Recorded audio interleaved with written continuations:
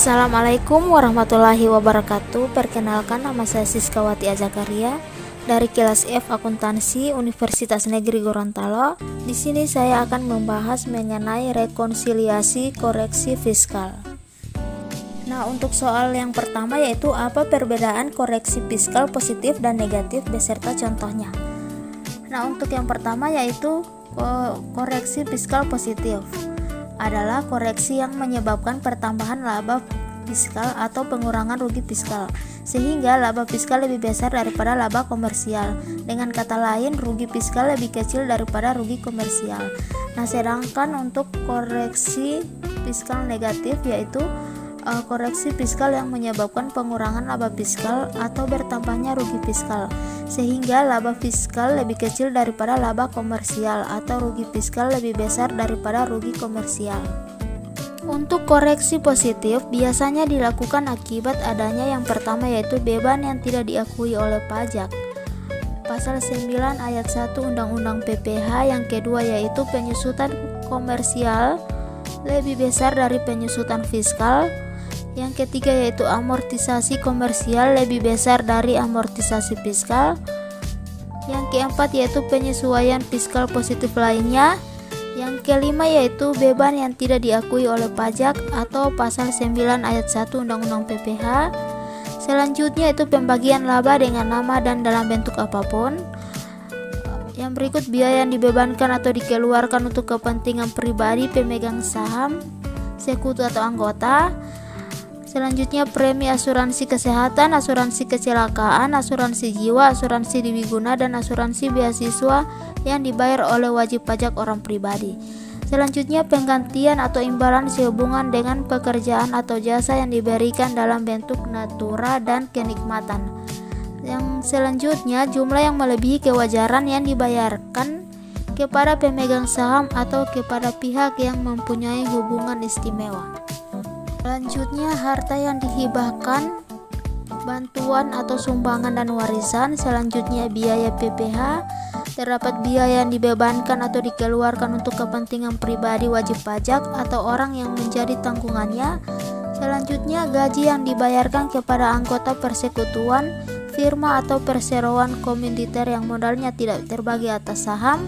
Selanjutnya sanksi administrasi berupa bunga, denda dan kenaikan, serta sanksi pidana berupa denda yang berkenaan dengan pelaksanaan perundang-undangan di bidang perpajakan. Nah, selanjutnya yang berikut yaitu contoh koreksi positif terdapat yaitu penggantian atau imbalan sehubungan dengan pekerjaan atau jasa yang diberikan dalam bentuk natura atau kenikmatan. Yang kedua yaitu harta yang dihibahkan, bantuan atau sumbangan. Dan yang terakhir yaitu jumlah yang melebihi kewajaran yang dibayarkan kepada pihak yang mempunyai hubungan istimewa sehubungan dengan pekerjaan yang dilakukan. Aksi negatif terjadi apabila laba menurut fiskal berkurang, biasanya dilakukan akibat adanya hal-hal berikut. Yang pertama yaitu penghasilan yang tidak termasuk objek pajak, pasal 4 ayat 3 Undang-Undang PPH. Yang kedua yaitu penghasilan yang dikenakan PPH bersifat final, pasal 4 ayat 2 Undang-Undang PPH. Yang ketiga yaitu penyusutan komersial lebih kecil daripada penyusutan fiskal. Yang keempat yaitu amortisasi komersial lebih kecil daripada amortisasi fiskal. Selanjutnya itu penghasilan yang ditangguhkan pengakuannya, penyesuaian fiskal negatif lainnya, penghasilan yang tidak termasuk objek pajak, pasal 4 ayat 3 Undang-Undang PPH. Selanjutnya bantuan atau sumbangan, terdapat warisan juga, harta termasuk setoran tunai yang diterima oleh badan. Selanjutnya penggantian atau imbalan sehubungan dengan pekerjaan atau jasa yang diterima atau diperoleh dalam bentuk natura dan atau kenikmatan dari wajib pajak atau pemerintah. Selanjutnya pembayaran dari perusahaan asuransi kepada orang pribadi sehubungan dengan asuransi kesehatan, asuransi kecelakaan, asuransi jiwa, asuransi dwiguna, dan asuransi beasiswa. Selanjutnya dividen atau bagian laba yang diterima atau diperoleh perseroan terbatas, iuran yang diterima atau diperoleh dana pensiun yang pendiriannya telah disahkan Menteri Keuangan, penghasilan dari modal yang ditanamkan oleh dana pensiun, selanjutnya bagian laba yang diterima atau diperoleh anggota dari perseroan komanditer, selanjutnya penghasilan yang diterima atau diperoleh perusahaan modal ventura, selanjutnya beasiswa yang memenuhi persyaratan tertentu, selanjutnya sisa lebih yang diterima atau diperoleh badan atau lembaga nirlaba yang bergerak dalam bidang pendidikan dan atau bidang penelitian dan pengembangan, dan yang terakhir yaitu bantuan atau santunan yang dibayarkan oleh BPJS kepada wajib pajak tertentu. Nah, untuk contoh koreksi negatif yaitu yang pertama penghasilan hadiah atau undian, yang kedua yaitu penghasilan transaksi saham, yang ketiga yaitu penghasilan transaksi pengalihan harta, yang keempat yaitu penghasilan dari bunga deposito dan tabungan, yang terakhir yaitu penghasilan yang bukan merupakan objek pajak. Selanjutnya untuk soal nomor 2 yaitu perbedaan beda tetap dan beda waktu beserta contohnya. Nah, untuk beda tetap yaitu perbedaan yang bersifat sementara karena adanya ketidaksamaan waktu pengakuan penghasilan dan beban antara peraturan perpajakan dengan SAK. Artinya secara keseluruhan beban atau pendapatan akuntansi maupun perpajakan sebenarnya sama, tetapi berbeda alokasi setiap tahunnya.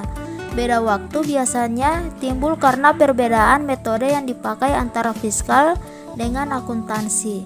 Nah, untuk perbedaan metode yang dipakai antara fiskal dengan akuntansi dalam hal yang pertama yaitu akrual dan realisasi, yang kedua yaitu penyusutan dan amortisasi, yang ketiga yaitu penilaian persediaan, dan yang keempat yaitu kompensasi kerugian fiskal.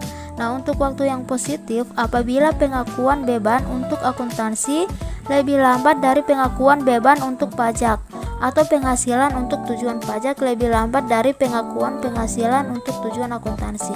Nah, untuk waktu yang negatif yaitu jika ketentuan perpajakan mengakui beban lebih lambat dari pengakuan beban akuntansi komersial, atau akuntansi mengakui penghasilan lebih lambat dari pengakuan penghasilan menurut ketentuan perpajakan objek pajak.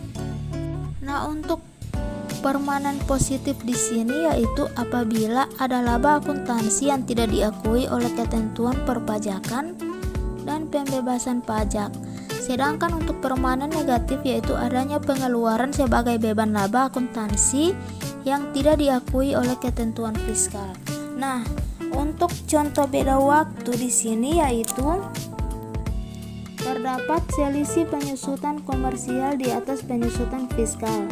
Yang kedua yaitu selisih penyusutan komersial di bawah penyusutan fiskal.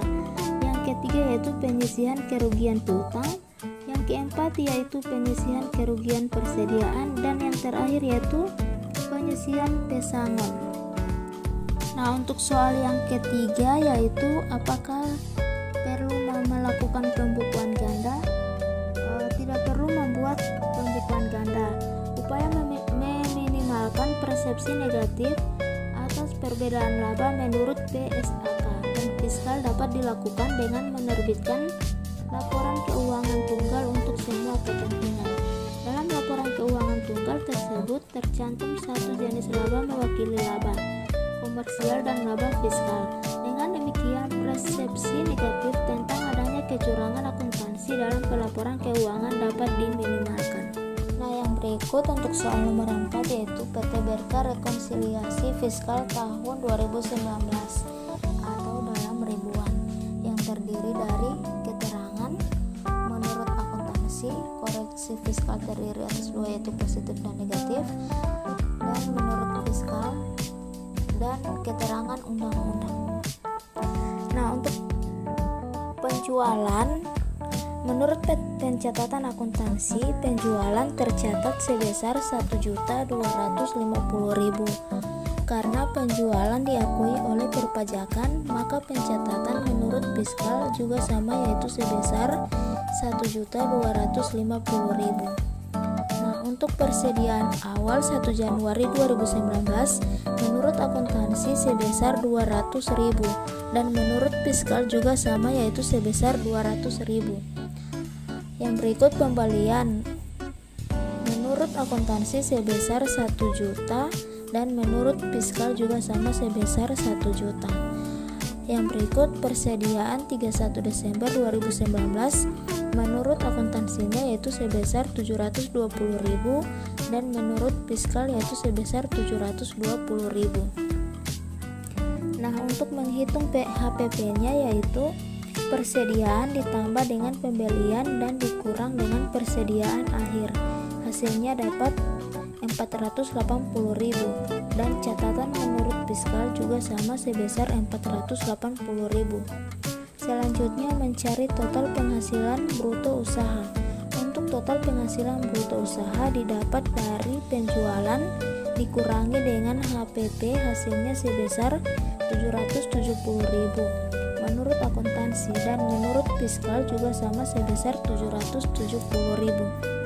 Yang berikut beban gaji dicatat menurut akuntansi sebesar 55.000 karena beban gaji diakui oleh perpajakan sebagai beban maka tidak dilakukan koreksi, maka dicatat dalam perpajakan sebesar 55.000. Yang berikut tunjangan transport karyawan menurut akuntansinya sebesar 45.000 dan menurut fiskal juga sama sebesar 45.000. Yang berikut beban kantor menurut akuntansinya sebesar 6.000 dan menurut fiskal sebesar 6.000. Yang berikut beban pengobatan ditanggung perusahaan pencatatan menurut akuntansi sebesar 20.000. Di sini dilakukan koreksi fiskal positif karena beban pengobatan ditanggung perusahaan itu tidak diakui sebagai beban oleh perpajakan menurut pasal 9 ayat 1 Undang-Undang PPH. Itu masuk di koreksi fiskal positif. Jadi pencatatan menurut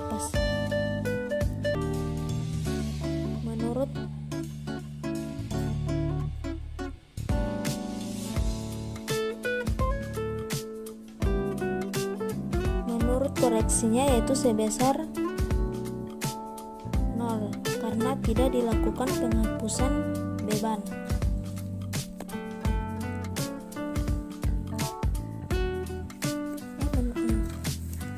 Selanjutnya beban training karyawan menurut akuntansi sebesar 15.000 dan menurut fiskal juga sama sebesar 15.000.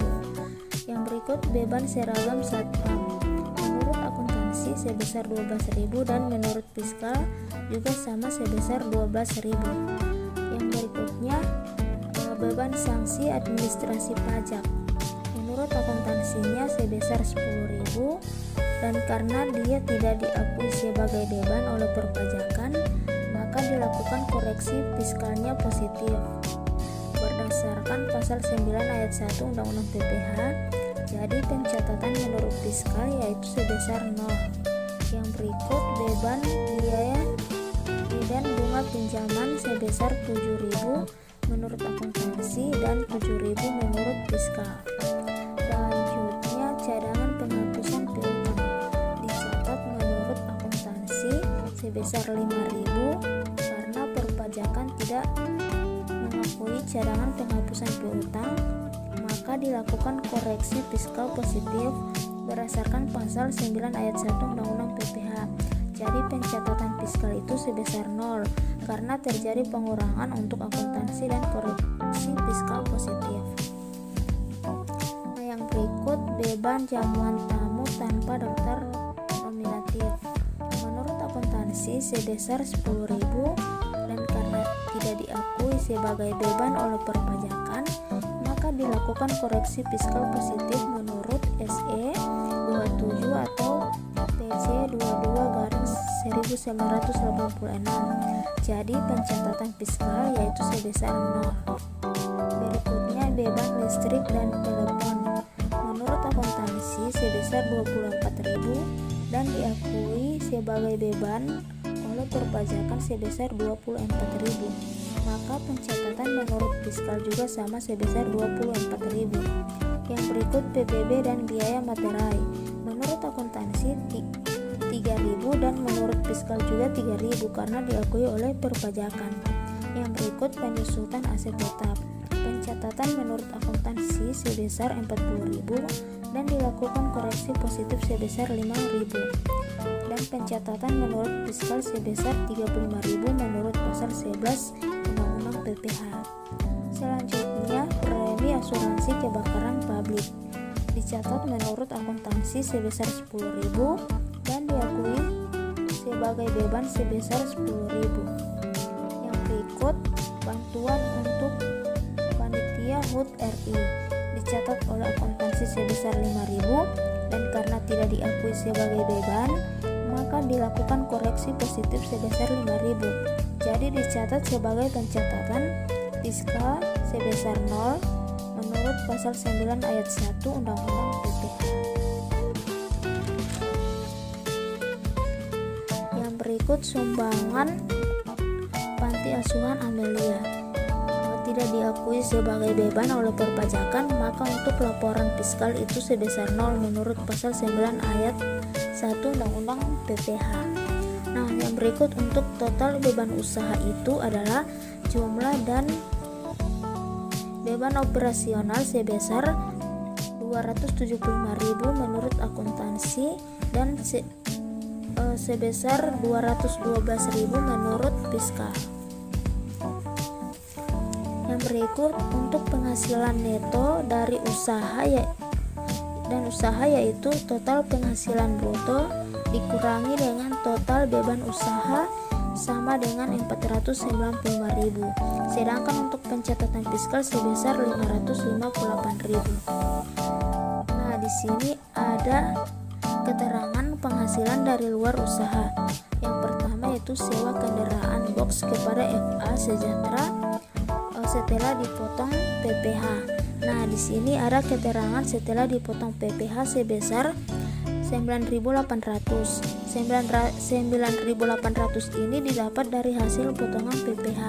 Sedangkan yang akan ditaruh di laporan keuangan fiskal itu sewa yang sebelum dipotong sebesar 10.000 dan mendapatkan potongan sebesar 2% atas sewa dan penghasilan lain. Jadi hasilnya 9.800 menurut pasal 4 ayat 1 Undang-Undang PPH. Yang berikut peruntungan selisih kurs menurut pencatatan akuntansi sebesar 5.000 dan menurut pencatatan fiskal sebesar 5.000. Yang berikut penerimaan PBB yang dibebankan itu sebesar 5.000 menurut akuntansi dan menurut fiskal juga sama sebesar 5.000. Berikutnya jasa giro bank semesta itu sebesar 2.000. Di sini dilakukan koreksi negatif. Kenapa negatif? Karena pada pasal 4 ayat 2 Undang-Undang PPH untuk penghasilan jasa giro lainnya itu masuk pada koreksi fiskal negatif sebesar 2.000. Selanjutnya penghasilan bunga deposito sebesar 1.000 dan masuk koreksi fiskal negatif sebesar 1.000 menurut pasal 4 ayat 2 Undang-Undang PPH. Nah, yang terakhir yaitu laba neto penjualan dari Malaysia menurut akuntansi sebesar 200.000 dan menurut fiskal sebesar 200.000. Nah, untuk total penghasilan luar usaha menurut akuntansi sebesar 222.800 dan menurut fiskal sebesar 220.000. Nah, untuk laba neto sebelum pajak itu dicari penghasilan neto dari usaha ditambah dengan total penghasilan dari luar usaha. Untuk akuntansi sebesar 717.800 dan untuk fiskal sebesar 778.000. Jadi hasilnya penghasilan kena pajak PT Berkas sebesar 778.000. Nah, sekian penjelasan materi mengenai fiskal dari saya. Wabillahi taufiq wal hidayah. Wassalamualaikum warahmatullahi wabarakatuh.